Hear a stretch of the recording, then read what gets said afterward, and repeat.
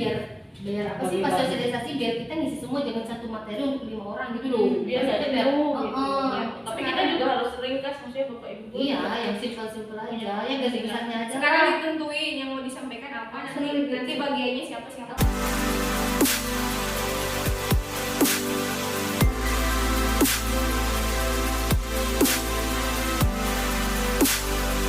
Assalamualaikum warahmatullahi wabarakatuh. Waalaikumsalam warahmatullahi wabarakatuh. Terima kasih Bapak menyediakan waktu untuk kami. Kami dari calon guru penggerak masih minta izin untuk kegiatan kami ke depan, di mana dalam program CGP kami harus memberikan aksi nyata, juga harus ada pembimbingan dengan Bapak Ibu, guru dan karyawan di sekolah kita. Untuk yang modul 1.1 isinya tentang pemikiran belajar dewasa. Untuk yang modul 1.2 isinya tentang nilai dan peran guru penggerak. Untuk 1.3 isinya tentang bagja. Yang visi misi dan sekolah penggerak. Ya, guru penggerak ya. Terus yang 1.4 itu tentang budaya positif. Terima kasih. Assalamualaikum warahmatullahi wabarakatuh. Waalaikumsalam warahmatullahi wabarakatuh. Ibu-ibu guru saya yang penuh semangat, luar biasa. Alhamdulillah, ini adalah berkah karunia dari Allah SWT. Dengan semua jadi calon guru penggerak. Insya Allah jadi guru penggerak, dan insya Allah kita siap untuk jadi sekolah penggerak. Amin. Karena keluar biasaan ini. Semuanya akan saya dukung dan mohon betul-betul mengimbaskan kepada guru-guru semua, dorong mereka untuk jadi guru penggerak juga. Tadi substansi yang dijelaskan oleh Bu Radit bagus semua. Nanti kami sediakan waktu dan tempat yang representatif untuk memberikan pembebasan.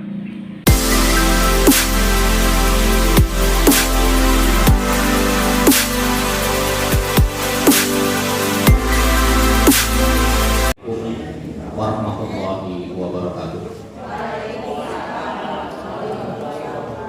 Alhamdulillah, wassalatu wassalamu ala rasulillah wa ala alihi wa ashabihi wa mawala.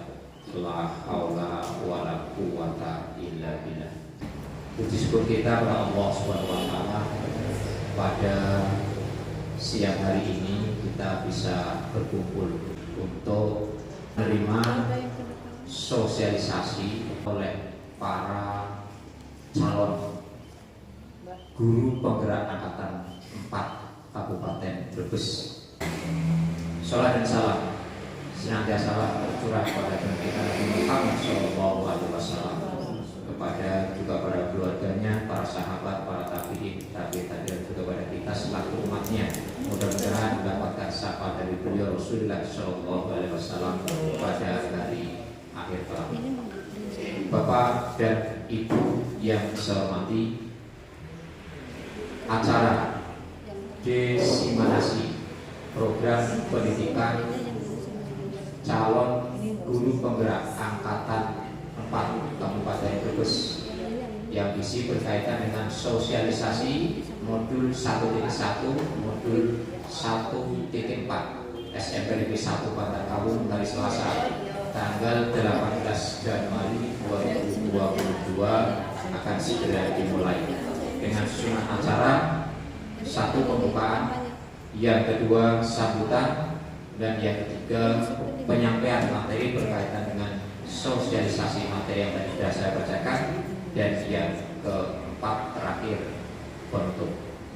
Mari kita buka acara diseminasi program pendidikan calon guru penggerak angkatan 4 Kabupaten Brebes, isi dengan sosialisasi materi 1 dan 1.4. Kita buka dengan bacaan basmalah. Selanjutnya sambutan dari Kepala SMP Negeri 1 Bantar Kaung, dalam hal ini disampaikan langsung oleh Bapak Nis Gunarto, Uji Hartono SPG UMN. Dipersilakan. Assalamualaikum warahmatullahi wabarakatuh. Alhamdulillahirrahmanirrahim. Wa bihi nasta'inu ala kulli syai'in. Wassalatu wassalamu ala asyrofil anbiya'i wal mursalin wa ala alihi washabihi ajma'in. Terima kasih kepada Bapak Wiyono selaku pembicara.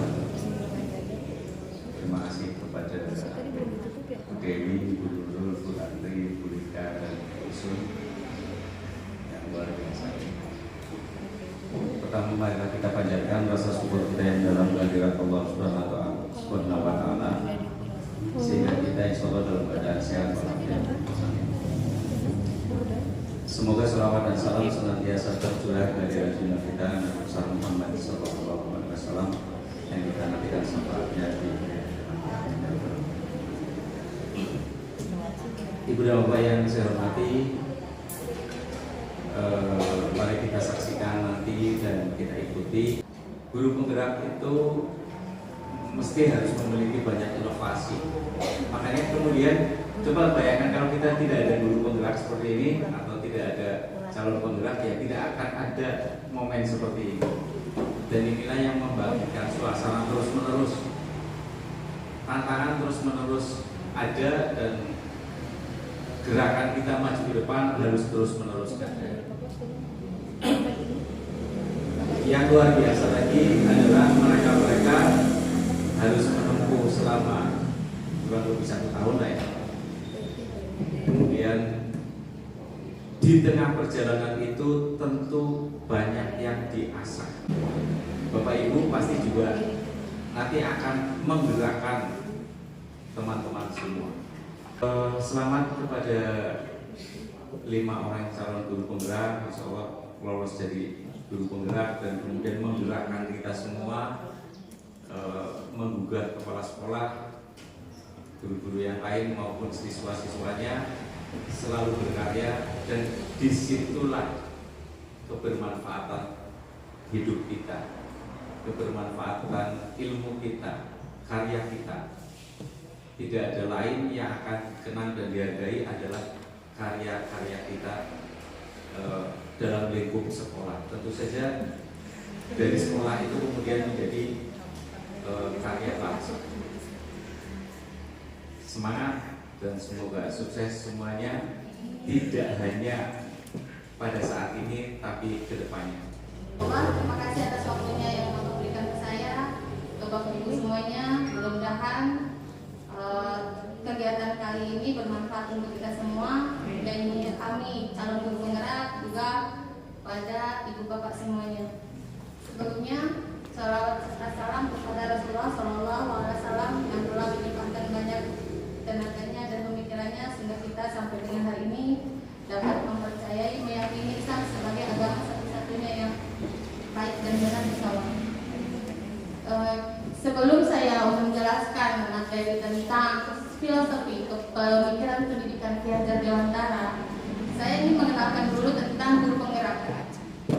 Program guru penggerak ini adalah salah satu program yang dicanangkan oleh pemerintah melalui Kementerian Pendidikan Nasional, dan yang nantinya guru penggerak itu adalah bertujuan sebagai pemimpin pendidikan.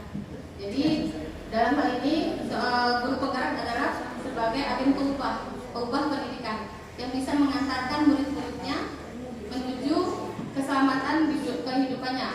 Dan guru penggerak di sini adalah salah satu capaian Merdeka Belajar untuk mewujudkan profil belajar Pancasila. Dalam hal ini apa sih yang dimaksud Merdeka Belajar? Merdeka Belajar adalah kita sebagai guru bisa melakukan kegiatan pembelajaran yang disesuaikan dengan karakter siswa. Jadi kita guru ketika mengajar di kelas tidak anak mengikuti gaya kita, tapi guru mengikuti gaya anak.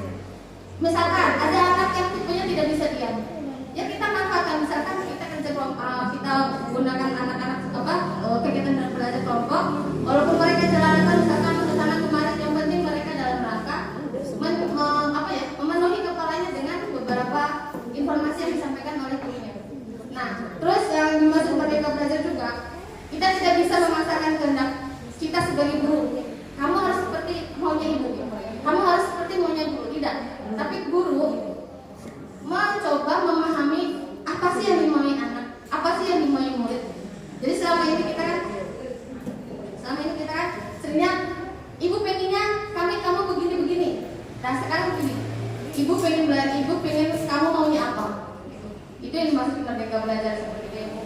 Dan tujuan Merdeka Belajar itu bertujuan untuk mewujudkan belajar yang berprofil Pancasila. Yang di sini profil pelajar Pancasila adalah merupakan pelajar sepanjang hayat yang memiliki kompetensi global dan berperilaku sesuai dengan nilai-nilai Pancasila. Profil pelajar Pancasila itu ada 6 profil. Yang pertama adalah beriman, berakhlak kepada Tuhan Yang Maha Esa, beriman, bertakwa kepada Tuhan Yang Maha Esa, dan berakhlak mulia. Jadi kita akan mengarahkan anak-anak supaya ketika dia sudah beriman, dia semakin bertakwa dan mengaplikasikan iman dan takwanya dalam kehidupan sehari-hari dalam bentuk akhlak yang mulia. Yang kedua, yaitu bergotong royong. Kita kenalkan kepada anak-anak bagaimana mereka yang terbiasa mungkin di rumahnya tidak biasa bekerja bergotong royong. Itu di sini mereka bisa bergotong royong misal dalam hal kebersihan sekolah, dalam hal merapikan kelas.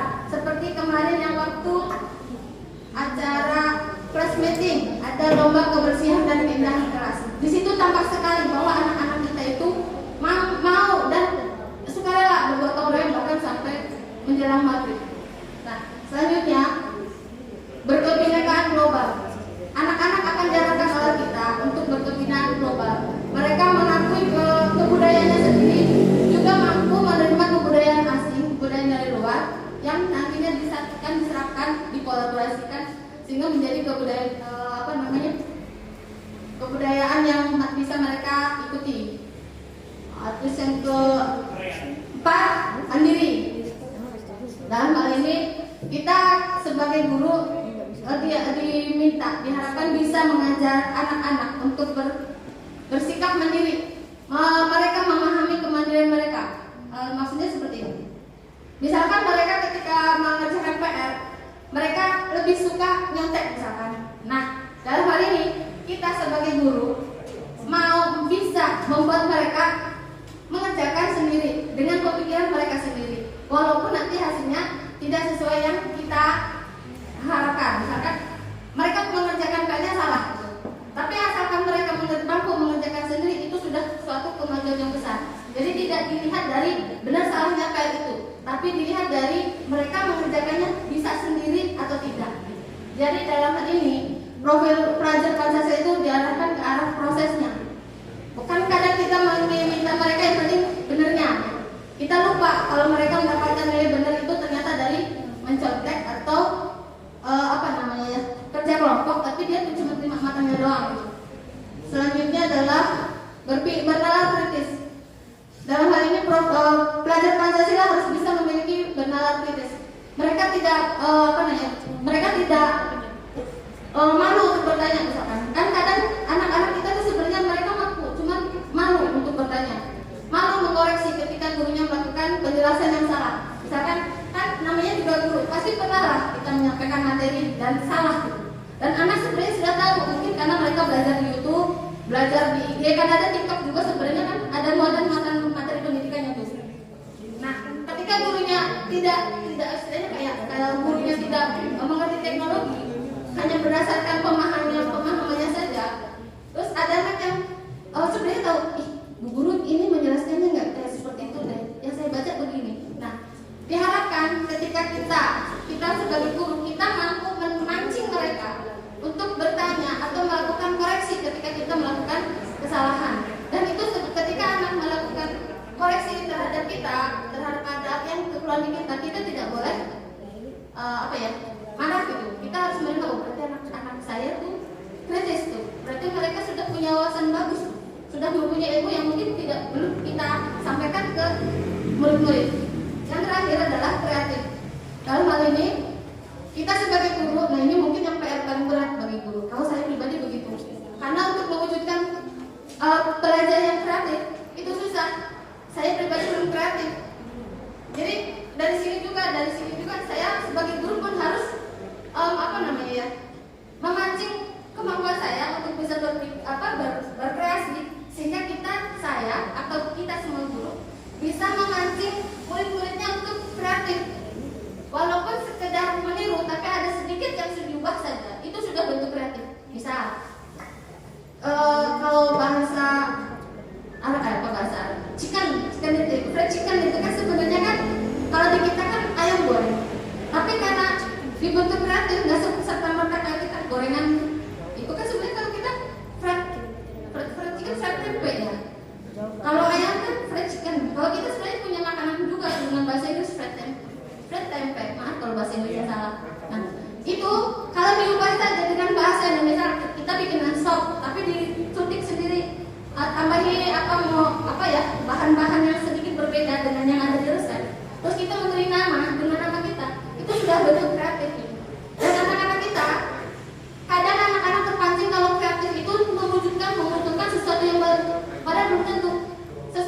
sudah lama, tapi sedikit dimodifikasi dengan sesuatu yang dari pemikiran mereka, itu sudah bisa mewujudkan suatu hasil yang kreatif atau produk yang kreatif.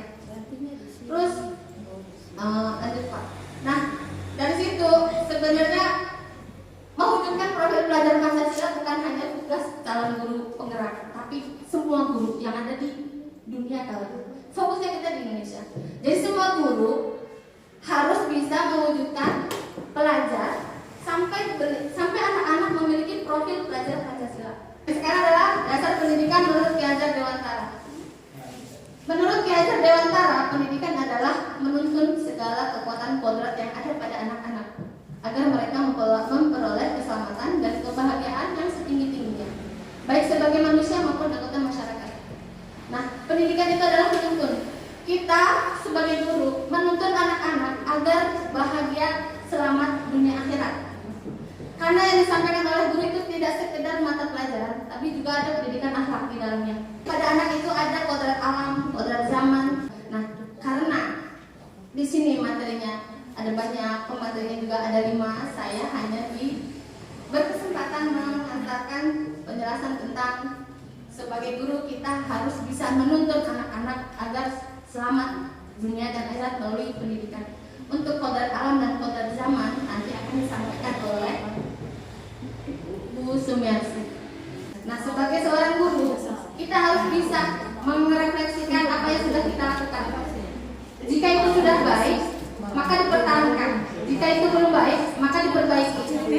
Jadi, begitu juga dengan guru penggerak. Guru penggerak itu harus mampu merefleksikan apa yang sudah dia lakukan.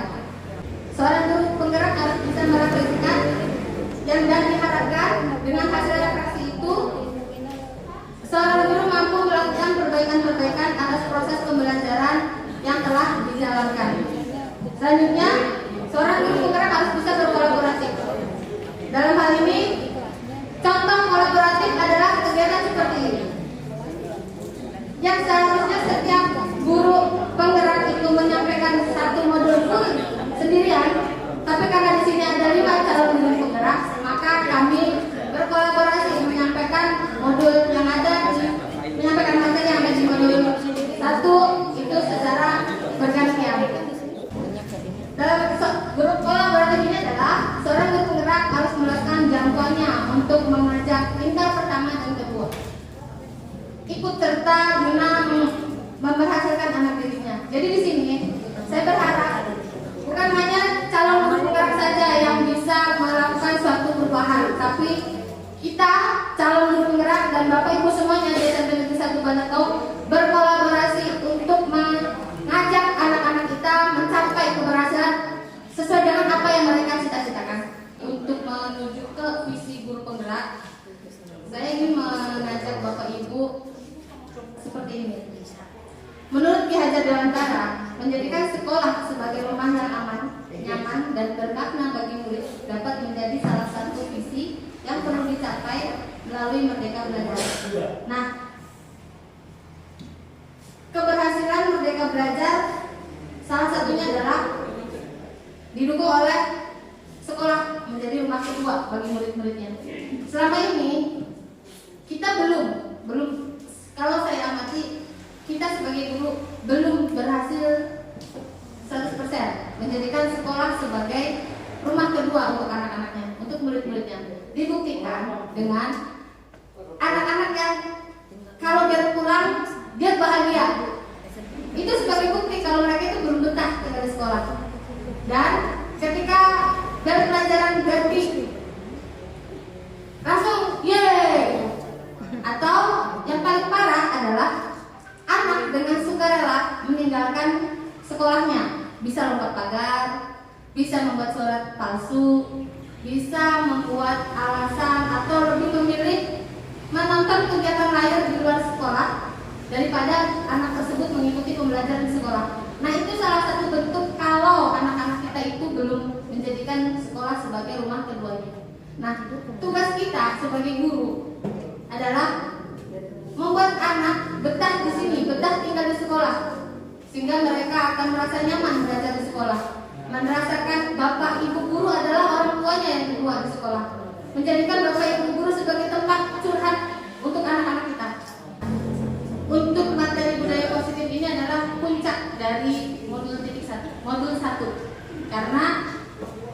ada budaya positif ini, sekolah atau anak didik kita akan berhasil atau tidak dimulai dari sini, yaitu penerapan budaya positif yang ada di sekolah.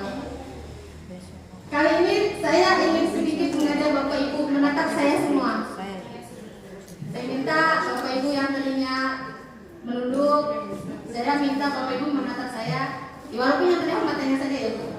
Nah, saya minta Bapak Ibu mengepalkan tangannya, Bu. Pak, kepalkan tangan kanan. Bayangkan dalam benak Bapak Ibu bahwa yang di tangan itu adalah sesuatu yang sangat berharga, yang tidak boleh diminta oleh orang lain, yang bentuknya terserah Bapak Ibu. Pokoknya yang ada di dalam kepala Bapak Ibu deh, pokoknya apa? Yang nantinya saya akan berusaha menuju Bapak Ibu. Saya memilih dua, satu Bapak, satu Ibu. Saya Pak Urip aja deh, biar kenang-kenangan Pak Urip menjelang pensiun. Lagi ya. Bapak dia ada Pak Urip ya Pak. Pak Urip, saya mau tanya Pak, bolehkah Pak saya tahu apa yang ada di genggaman tangan Pak Urip? Gimana Pak? Gimana Pak? Bapak Ibu juga masih tetap mengembangkan tangannya kalau saya tidak meminta, karena nanti bisa jadi ibu-ibu juga ketinggalan sanggup dari saya. Bapak di kepala tangan Bapak itu saya boleh tahu nggak isinya apa? Permata. Permata hati atau permata? Boleh nggak Pak? Permata yang di tangan Bapak itu saya minta. Kenapa Pak? Kan nanti saya kasih loh, kasih sedikit 1 kilo aja Pak. Gimana Pak? Kenapa tidak boleh saya minta Pak? Karena harga. Tapi Pak, yang di kepala Bapak itu kan cuma permata kan? Ya mungkin menurut Pak Urip berharga, tapi misalkan nih saya ganti dengan rumah yang bagus atau mungkin Pak suka, boleh nggak Pak? Nggak usah dijelaskan. Seberapa pentingnya sih Pak permata di tangan Bapak sampai diganti dulu aja nggak mau? Hah? Oh sangat besar kayak Pak, berarti Bapak tidak mau menyerahkan itu ke saya? Oke, makasih ya Pak. Saya mau minta pesan Pak begini Bu. Saya mau ke Bu siapa ya? Bu Ais deh. Bu Ais. Bu, boleh nitip nggak yang di kepala tangan itu apa? Yang di Oh cinta. Cinta. Boleh nggak Bu? Saya minta cintanya. Kenapa? Nanti saya kasih Bu. Nanti saya kasih loh Bu sesuatu yang apa ya? Yang Bu Ais belum punya deh. Rumah ya tadi sudah. Usaha deh, usaha dikasih tukeran sama usaha saya. Saya punya peternakan sapi satu apa sih ya? 1.000 sapi Bu. Boleh nggak Bu saya minta cinta? Kenapa Bu? Memang cinta itu seberapa penting sih Bu sampai nggak mau dikasih 1.000 sapi loh Bu. 1.000 sapi itu gambaran kayak lah ukuran kampung kita Bu. Boleh nggak Bu? Nggak boleh. Ya udah deh, saya ganti deh cinta itu umrah ya. Mau tidak? Kenapa? Umrah loh Bu.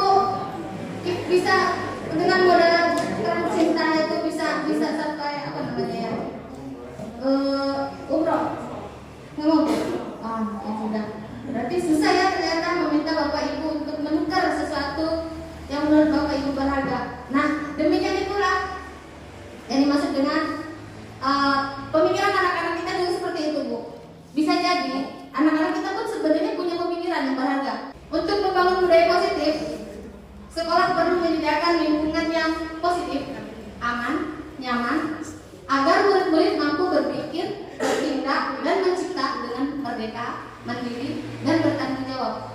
Jadi, untuk mewujudkan budaya positif pada anak-anak kita sebagai guru berperan penting dalam menyediakan lingkungan sekolah yang positif, aman dan nyaman. Selain itu, salah satu strategi yang perlu ditinjau ulang adalah bentuk disiplin yang dijalankan selama ini di sekolah-sekolah kita. Untuk mencapai budaya positif, kita sebagai guru harus ada yang diubah dulu nih. Mungkin selama ini kita sudah melakukan kayak gini. Ada Biasanya gini, ilusi guru mengontrol murid. Selama ini mungkin kita sering mengontrol murid-murid. Nah, yang kedua, jadi kita tuh sebenarnya kita tidak bisa mengontrol orang lain. Kalaupun ada murid-murid kita yang sepertinya nurut sama kita, itu sebenarnya bukan karena kita mampu mengontrol mereka, tapi murid bersedia mengikuti apa yang kita inginkan, atau mungkin apa yang kita inginkan selaras dengan apa yang murid inginkan. Akhirnya murid itu nurut dengan kita. Selanjutnya, ilusi bahwa semua pengaruh positif, efektif, dan bermanfaat. Kita sering berpikiran bahwa memuji anak itu bisa membuat mereka semakin termotivasi. Memuji itu kan penguatan positif ya, Bu Pak. Atau kita sering memberikan nilai tinggi terhadap anak supaya anak makin rajin gitu. Tapi faktanya ketika anak sering dipuji, kalau bahasa Jawanya itu istilahnya sering disebut dikasih hati beroboh kalau Jawa dikasih hati beroboh empelak ya Bu Ida ya. Nah kadang kan gitu, ketika kita sering memuji anak itu, kita sering menyebut-nyebut anak itu, terus anak itu jadi petakilannya makin tambah, yang tadinya baik terus berubah jadi petakilan gitu. Bisa jadi itu kesalahan kita karena terlalu sering memuji. Nah selanjutnya, kalau saya mengutip bahasanya Umar bin Khattab, itulah mengapa saya semangat. Saya semangat mengikuti guru penggerak karena ternyata guru penggerak itu sangat berkorelasi dengan ajaran agama kita. Yaitu kalau Umar bin Khattab bilang, jangan memuji saya takut tidak istiqomah dengan sebutan baik yang disampaikan oleh Anda semua. Kalau Umar bin Khattab dipuji, beliau mengatakan astagfirullah. Karena Umar tahu setiap manusia itu pas Umar tahu kekurangan dirinya. Dan ketika ada orang mencela, beliau bilang alhamdulillah. Karena berarti mungkin ketika ada seseorang yang mencela kita, mungkin itu cara Allah menunjukkan kekurangan kita. Gitu. Nah, dalam hal ini ketika kita mau menyampaikan pujian dengan tujuan supaya anak itu lebih baik lagi, ternyata kalau itu dilakukan, ternyata berdampak tidak baik juga, Bu Pak. Selanjutnya, ilusi bahwa kritik membuat orang merasa bersalah dapat menguatkan karakter. Faktanya, ada tuh. Saya mohon kritik dan sarannya. Faktanya ketika kita menerima kritik, nyatanya kita tidak langsung serta-merta menjadi baik. Apalagi dengan kata-kata yang maaf, tidak pantas gitu. Bisa jadi malah kita semakin, apa sih? Anak itu sudah mulai membuat benteng antara dirinya dengan gurunya. Dan ketika seorang murid membuat benteng terhadap gurunya, apapun yang disampaikan guru itu mental. Gitu. Jadi ketika kita akan merasa bahwa merasa menjadi kritikan itu adalah untuk membuat penguatan karakter, ternyata itu tidak berlaku. Selanjutnya, ilusi bahwa orang dewasa memiliki hak untuk memaksa. Nah, itu kita sering lakukan sekali. Mentang-mentang kita lebih tua, kita maksa sama anak-anak. Mentang-mentang kita lebih tua, merasa udah mampu, udah ngerti semuanya. Padahal belum tentu. Apalagi zaman sekarang, anak bisa mendapatkan ilmu dari berbagai sumber yang bukan dari kita. Bisa jadi kita upload story di IG aja nggak bisa, tapi anak udah bisa. Anak-anak udah pinter jadi vlogger, udah bisa jadi YouTuber. Kita boro-boro nonton YouTube, bikin akun, nonton aja jarang-jarang. Kita terlena dengan sinetron, ya kan? Nah, sedangkan anak nonton dari berbagai sumber. Dan contoh, kalau saya tidak mau mencontohkan orang, contoh saya saja. Saya itu nonton drama Thailand gara-gara dikenalin anak. Dan saya ambil positifnya. Ternyata ketika saya belajar menonton drama Thailand, justru saya menemukan banyak pelajaran di sana yang belum saya temukan di sinetron Indonesia. Begitu. Nah, jadi untuk saat ini kita sebagai guru, sebagai orang tua, tidak boleh serta-merta memaksakan apa yang kemauan kita terhadap anak, karena itu ternyata bertentangan. Makanya kata kalau dalam Islam itu, kalau ngobrol ada family dari hati ke hati, maunya anak bagaimana. Jadi kalau dalam Islam itu, ini yang saya jawab waktu ada pertanyaan di asesor. Pertanyaannya yang asesornya bapak-bapak itu nanya ke saya, menurut Anda seorang guru harus bagaimana? Kalau saya jawab, kita kalau menurut Rasulullah, didiklah anakmu sesuai zamannya. Karena apa? Sekarang kita sedikit melihat umur kita ya, Pak. Kita memang sudah jadi guru bertahun-tahun. Kita sudah jadi guru bertahun-tahun. Tapi belum tentu pengalaman kita pas diterapkan di zaman sekarang. Karena apa? Usia kita bertambah semakin tua. Sedangkan anak yang kita temui usianya rata-rata seusia mereka 14, 15, 16. Tetapi kita tidak melupa kalau 14, 15, 16 anak yang kita temui 10 tahun yang lalu berbeda dengan anak 14, 15, 16 di tahun yang sekarang. Jadi model ngajarnya tidak boleh sama dengan cara ngajar tahun lalu, apalagi 10 tahun yang lalu. Oke, kita udah mampu, udah mahir lah. Tapi faktanya enggak. Karena ternyata sebagai guru pun kita perlu belajar memahami anak-anak. Belajar mereka hidup di zaman apa. Kayak sekarang udah disebut generasi Z. Besok 10 tahun yang akan datang, ketika mungkin kalau sekarang saya umurnya udah 40, 10 tahun yang akan datang saya udah umur 50. Bukan lagi disebut generasi Z, mungkin generasi Z kuadrat mungkin. Dan pastinya kebiasaan-kebiasaan mereka nggak sama dengan yang sekarang. Jadi kita guru yang terus harus berubah. Kalau anak sih pasti mereka berubah, tapi kita yang harus berubah. Karena perubahan kita berpengaruh dengan tata cara kita mengajar anak-anak. Begitu ya Bu? Selanjutnya, nah di sini ada perbedaan teori kontrol. Kalau dulu stimulus respon lawan teori kontrol, pandangan tentang dunia. Dulu realitas kebutuhan kita sama, faktanya tidak. Faktanya tidak. Dulu di usia kita yang 15 tahun mungkin pacaran baru banget. Sekarang pacaran di-upload oleh anak SMP malahan. Dan kemarin saya baca-baca, saya tuh suka baca, kalau nggak bisa tidur saya suka baca. Ada kata-kata yang begini, anak zaman sekarang kalau pacaran tidak ciuman kuno katanya. Itu. Nah, tapi itu tidak boleh dimaklumi. Itu berarti apa? Kita tugas kita itu sebagai guru makin berat. Karena apa? Karena faktanya pada teori kontrol di saat sekarang adalah realitas kebutuhan kita berbeda. Jadi karena kita berbeda, kebutuhan guru dengan kebutuhan guru berbeda, ya orang tuanya yang mengalah mengerti, memahami anak-anak kita. Begitu. Terus semua yang kedua, stimulus respon tentang dunia. Semua orang melihat hal yang sama.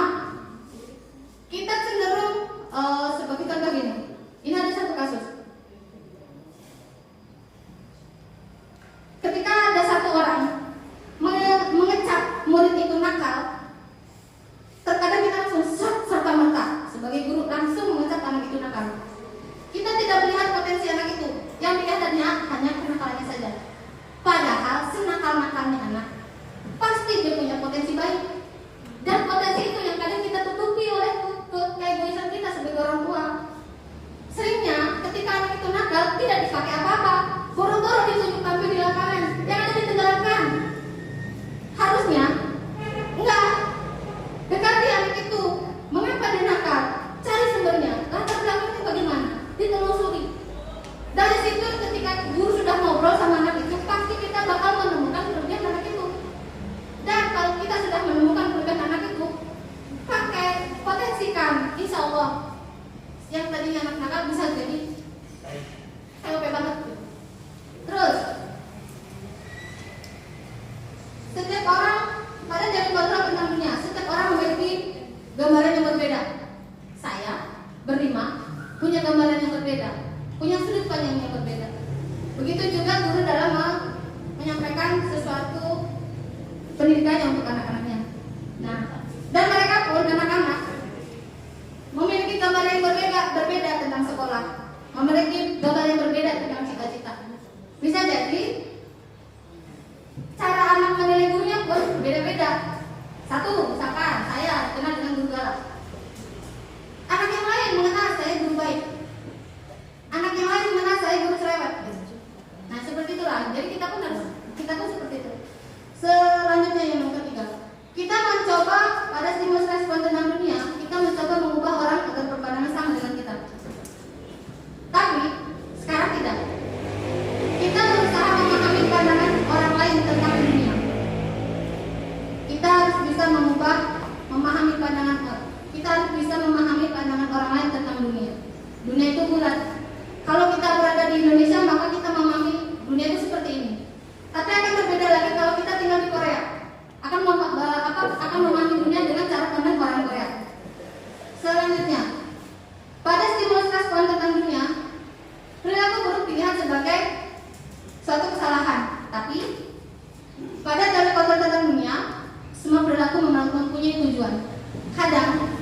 kita melihat suatu kesalahan, melihat suatu perilaku buruk sebagai suatu kesalahan.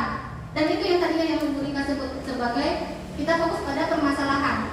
Padahal sebenarnya harusnya kita menggali mengapa anak itu melakukan kesalahan. Karena mereka melakukan kesalahan pasti ada tujuannya, bisa jadi untuk cari perhatian kita gurunya. Selanjutnya, pada stimulus respon tentang dunia, orang lain bisa mengontrol saya. Tapi pada teori kontrol tentang dunia, hanya Anda yang bisa mengubah diri Anda. Hanya saya bisa mengubah saya. Dan Bapak Ibu pun begitu. Walaupun kami berlima menyampaikan materi 1.1, tapi kalau di kepala Bapak Ibu punya prinsip yang tidak mau berubah, punya prinsip yang berbeda dan tidak mau mengubah, maka apa yang kami sampaikan berlima pun tidak ada pengaruhnya sama sekali. Karena itu, mulai sekarang, di zaman sekarang dan zaman yang akan datang, harus punya prinsip. Kalau kita ingin mengangkat anak-anak kita berhasil seperti apa yang bisa kita cita-citakan Ki Hajar Dewantara, maka kitanya yang harus berubah. Kitanya harus berubah, jangan ikuti pola lama saja. Selanjutnya, saya bisa mengontrol orang lain. Pada stimulus respon tentang dunia mengatakan bahwa saya bisa mengontrol orang lain. Hal yang matematik tidak. Dan itu ternyata pas dengan teori kontrol tentang dunia. Kita, Bapak Ibu, tidak bisa mengontrol orang lain, termasuk Bapak Ibu tidak bisa mengontrol anak-anak kita. Mengapa mereka terlihat nurut seperti tadi yang saya katakan? Mereka nurut karena mungkin apa yang disampaikan oleh kita sepakat dengan apa yang di kepala mereka, cocok dengan apa yang di hati mereka, makanya mereka nurut. Dan mengapa mereka tidak nurut dengan apa yang kita katakan? Bisa jadi apa yang kita katakan tidak tepat dengan apa yang dipikirkan oleh mereka. Jadi supaya budaya positif berjalan, harus penyamaan persepsi antara guru dan murid.